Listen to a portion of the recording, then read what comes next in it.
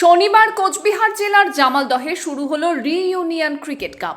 জামালদহ তুলসী দেবী উচ্চতর মাধ্যমিক বিদ্যালয়ে আয়োজিত এই টুর্নামেন্টের প্রথম ম্যাচে জয় পেল 2000 থেকে 2005 সালের মাধ্যমিক ব্যাচ।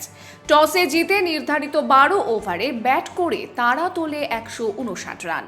জবাবে ব্যাট করতে নেমে 125 রান তুলতে সমর্থ হয় 1999 সালের ব্যাচ।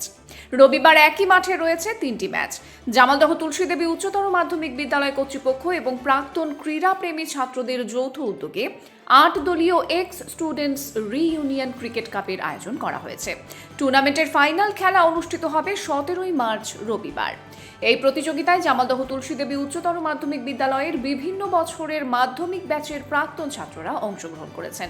স্কুল সূত্রে জানা গিয়েছে, রবিবারের পর 6, 8, 9, 10, 13 ও 16 তারিখে প্রতিযোগিতার বাকি খেলাগুলি অনুষ্ঠিত হবে।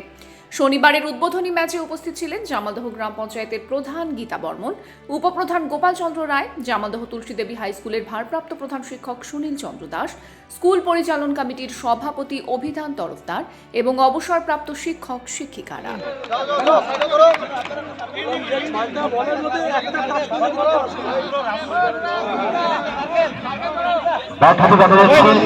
জামালদহ তুলসী দেবী বিশ্ববিদ্যালয়ের ভারপ্রাপ্ত প্রধান শিক্ষক সুনীল চন্দ্র দাস মহাশয়কে অপর প্রান্ত থেকে বল ছোড়া হচ্ছে।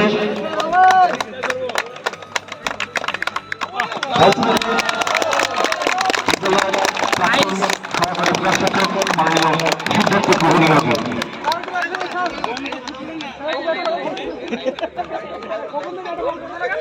আমি করবো না, আমার বল ভালো হয় না।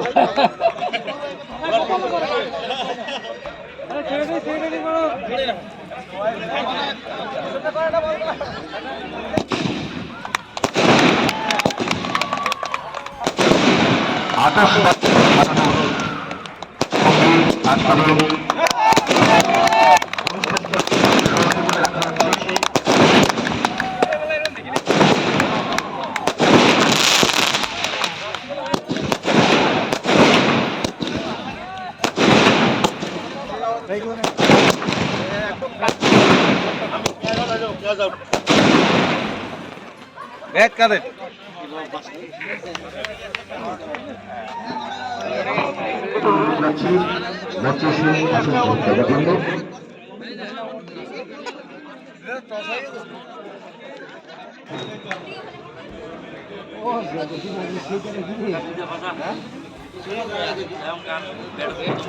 আমরা পিছনেই দাঁড়ায় গেছি উপরে। ম্যাচের man of the match 53 run করে 2005 দলের নীলাংশু চক্রবর্তী, তাকে বলা হচ্ছে ম্যান অফ দ্য ম্যাচের পুরস্কার গ্রহণ করার জন্য।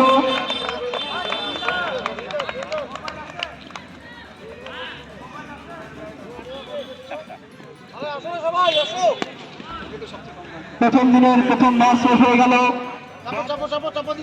নিচে বাস দিতে